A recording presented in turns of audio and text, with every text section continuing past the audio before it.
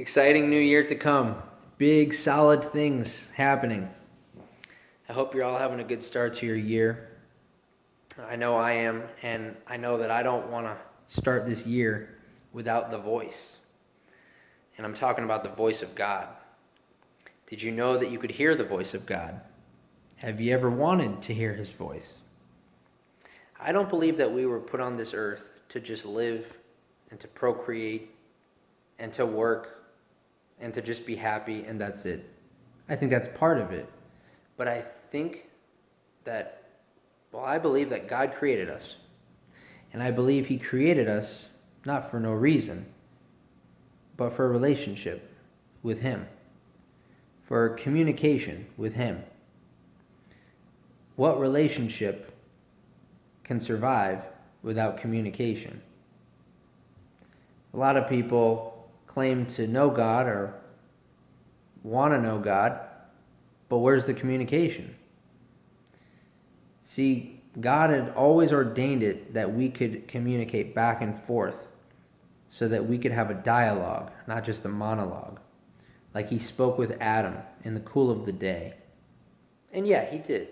I don't take that as old Bible stories. That really happened. And he still does it today. Jesus Christ, yesterday, today, and forever. But what is it to the voice of God? How do you recognize it? How do you know what it is? Jeremiah says that it's a soft, still, sweet voice. It's a gentle voice, almost like a whisper. But before you can hear his voice, you have to know how he speaks to us. Now, we as individuals, we have a spirit man, we have a soul man, and we live in a physical man, in a temple. Your spirit man is your conscience and your intuition. It's your gut. It's your gut feeling. Jesus said to the woman at the well, "Out of your belly will flow rivers of living water." And this he spoke of the Spirit. In your conscience, that knowing, that instinct, that innate part of you that tells you right from wrong, that tells you where to go, where to stay away from, what to do. That's your conscience. That's your spirit man. That's where God speaks to you, because God is a spirit.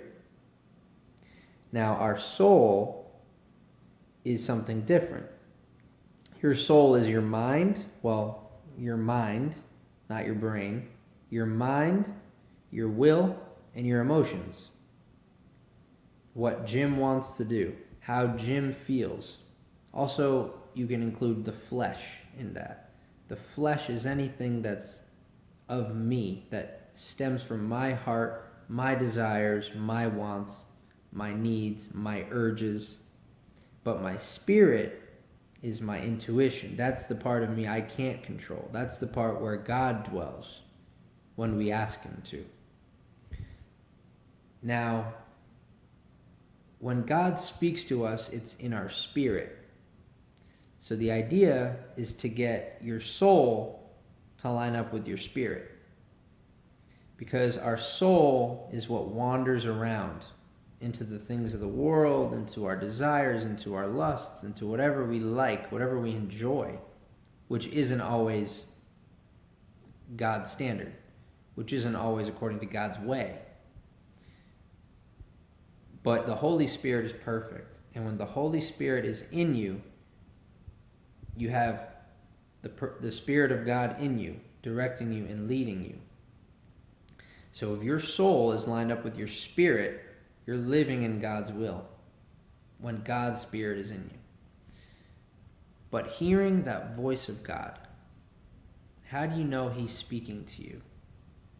He can speak loud and clear sometimes, and sure, he can speak through signs, he can speak through individuals, through music, through art, but directly, he has a voice.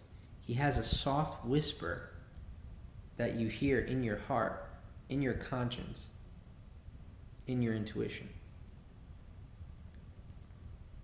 So when you're able to hear that voice, when you're able to recognize it, follow it. You have your own voice.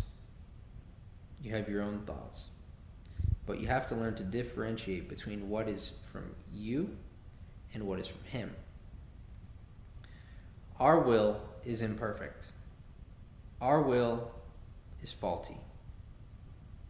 Our will has flaws. His will is perfect. I've personally come to find when I've been in His will, it's exceeded my desires. It's exceeded my wants and my needs.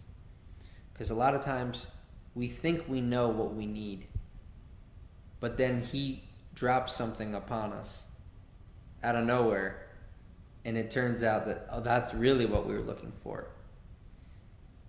You have to understand that God actually has your best interest at heart. He doesn't want to harm you. He doesn't want to hurt you. He wants to bless you. He wants to please you. But when you're in the flesh, the Bible says those in the flesh cannot please God. So it's by the Spirit of God. But it's learning the voice. It's learning how to discern. And the best way to hear His voice is to ask. Sit quietly. Just sit and listen and say, Holy Spirit, speak. Because it's God's Spirit that speaks to you. Holy Spirit, speak to me. And just sit and wait. And listen. And listen. Later, you can confirm that it was the voice of God. He'll show you, that was me. That was me.